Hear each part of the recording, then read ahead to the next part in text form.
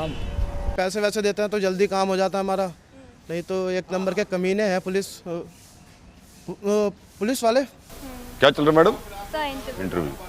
सबसे बड़ा problem police वालों का लैंग्वेज, मतलब काफ़ी होते हैं जो मतलब पुलिस वाले हैं तो हमारी सिक्योरिटी और हमारे फ़ायदे के लिए हैं, लेकिन फिर भी वो उसका कुछ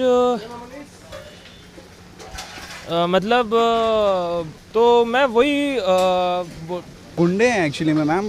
मैं क्या बताऊं, आप खुद ही जानती हैं, आप मतलब आप समझ ही रहे हैं कि क्या चल रहा है मैडम?